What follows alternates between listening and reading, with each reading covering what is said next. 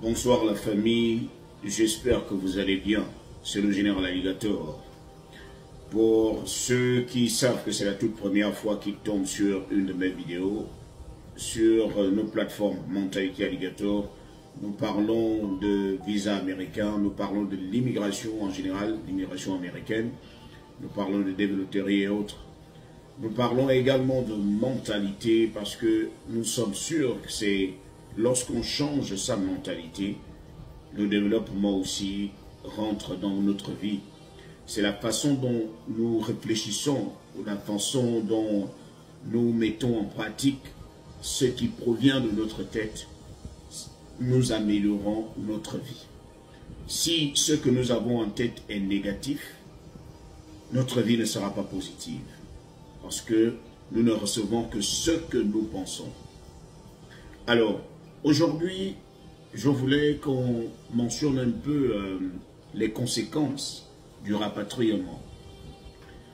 Ça fait un bon bout de temps, depuis que Donald Trump a pris le pouvoir, nous parlons de rapatriement massif, nous parlons des expulsions, et nous n'avons jamais essayé de mentionner un peu les drawbacks, les conséquences de ce rapatriement. Beaucoup vont certainement se dire, bon, de toute façon, on vous rapatrie, on vous renvoie chez vous. Vous n'avez rien perdu. On perd beaucoup. Imaginez celui-là qui a déjà fait peut-être 5 ans ou 10 ans ici et on décide de le rapatrier. Par exemple, au Sénégal ou au Gabon ou en Côte d'Ivoire. Les réalités ne sont plus les mêmes. Lorsque vous êtes ici, vous avez déjà un certain style de vie.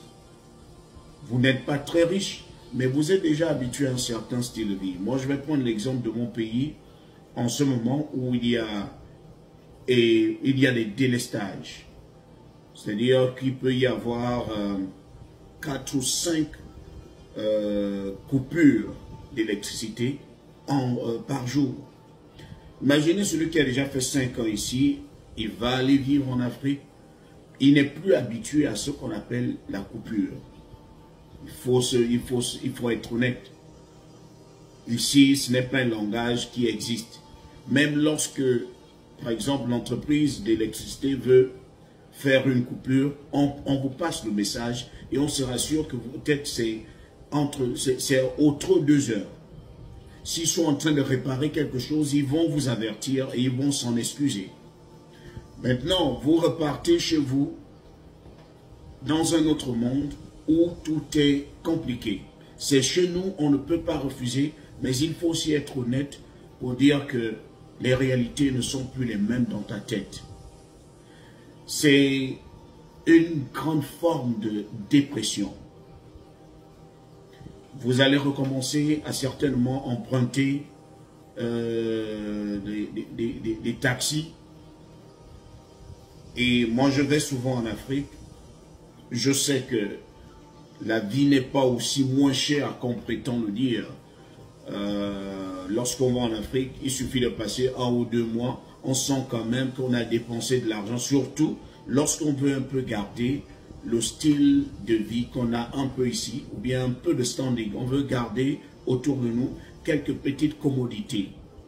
On va dépenser de l'argent. Donc ce n'est pas de la joie. Imaginez celui-là qui a déjà fait 5 ans ou 10 ans, lorsqu'il va aller là-bas, et il n'a même pas été envoyé là-bas par sa propre volonté. Parce que lorsqu'on t'attrape, il est fort probable que tu n'aies même pas eu le temps de prendre quelques effets. Que tu n'aies même pas eu le temps de prendre un peu d'argent dans ton compte. Donc c'est très très difficile.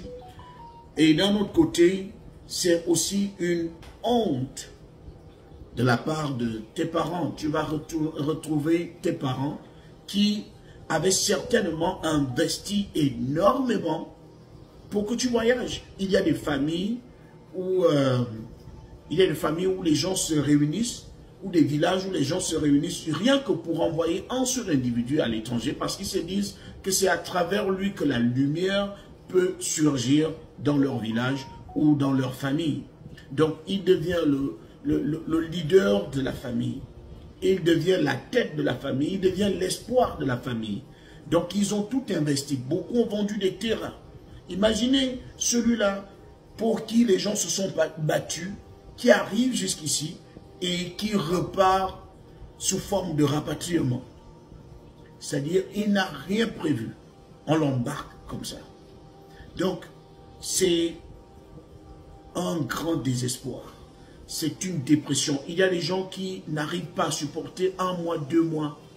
Ils partent. Parce que c'est difficile. Et c'est encore plus grave.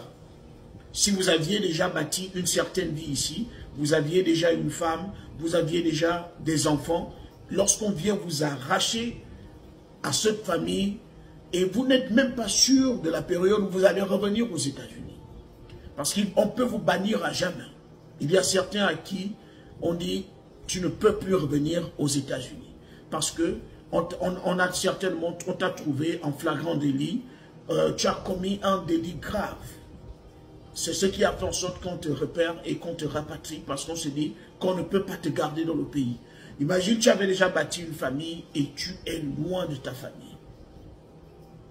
C'est une grande dépression. C'est-à-dire, lorsque vous arrivez chez vous, vous allez encore vous rééduquer. Parce que c'est une nouvelle éducation que vous allez encore acquérir. Vous habituez à ce qu'il y ait des coupures, vous habituez à emprunter des taxis, vous habituez à ce qu'il y ait, que les gens conduisent, qu'il y ait beaucoup de monde autour de vous.